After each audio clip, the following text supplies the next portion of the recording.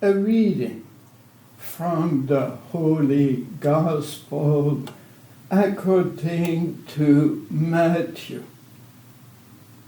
When Jesus came into the district of Caesarea Philippi, he asked his disciples, "Who do people say that the Son of Man is?" And they said, "Some say John the Baptist, but others Elijah, and still others Jeremiah or one of the prophets." He said to them, "But who do you say that I am?" Simon Peter answered, "You are the Christ, the Son of the living God." And Jesus answered him, "Blessed are you, Simon, son of Jonah, for flesh and blood has not revealed this to you, but my Father in heaven. And I tell you, you are Peter, and on this rock I will build my church, and the gates of Hades will not prevail against it. I will give you the keys of the kingdom of heaven, and whatever you bind on earth will be bound in heaven, and whatever you loose on earth will be loosed in heaven." Then Jesus sternly ordered the disciples not to tell anyone that he was the Christ.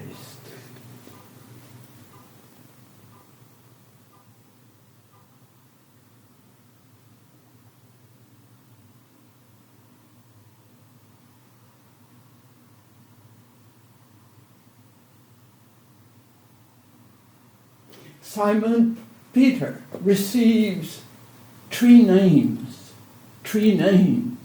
in this rather short gospel.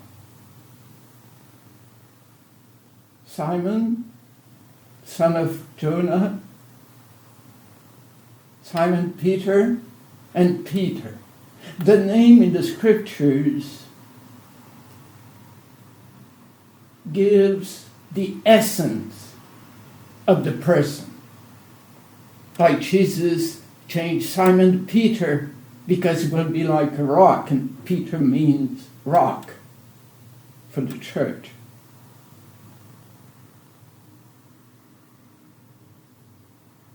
Jesus told him, son of Jonah.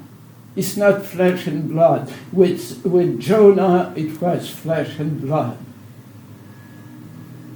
that he came to this life, and what Jonah, his father, was teaching him was according flesh and blood, the things of this earth. But you are Peter, and Peter just received a revelation from the Father.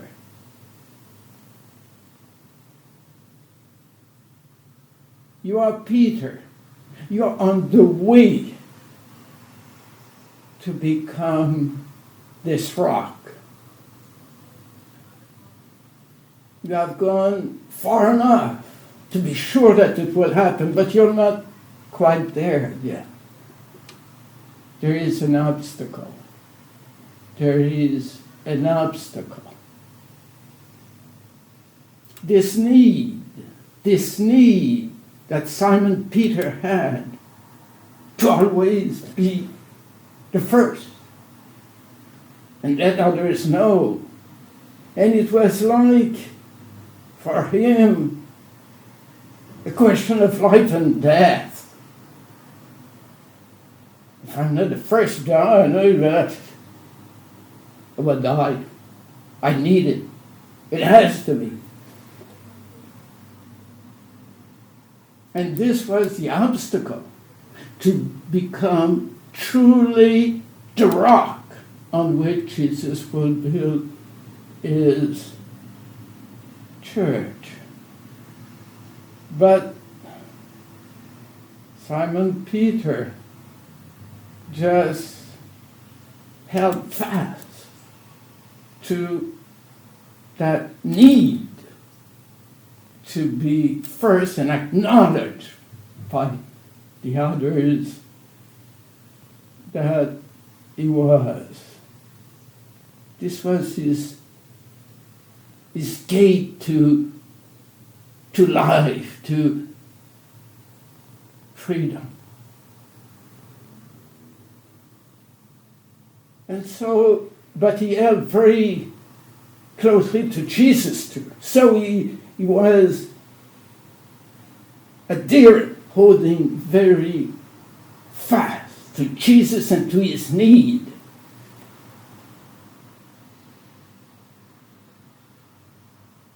But he realized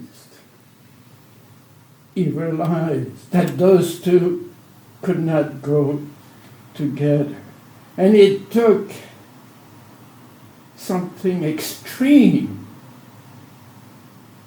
to make him realize that. Oh, Jesus said at the Last Supper,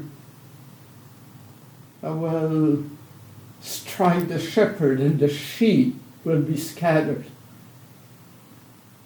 Oh, if all of them desert you, I will not. Jesus said, oh yes, before the cock crows, you will deny me 3 times. No, I will never deny you. And it took the denying 3 times of Jesus, and then there was no way. He could not have both. I don't know what will happen. I don't know if I'll die if I stop wanting to be the first, but have to. And it's the contrary that happened. He became free. This need to be first and acknowledged as first was a prison, was not freedom. He became free at that time. And from that time only, so I never did that. Anyway, the gospel and the act of the apostles, never. And that's when he was acknowledged, and he didn't have to fight for it, it came.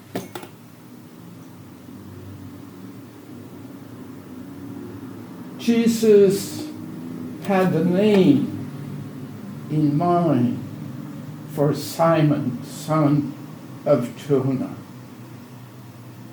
And he has a name in mind for each and every one of us.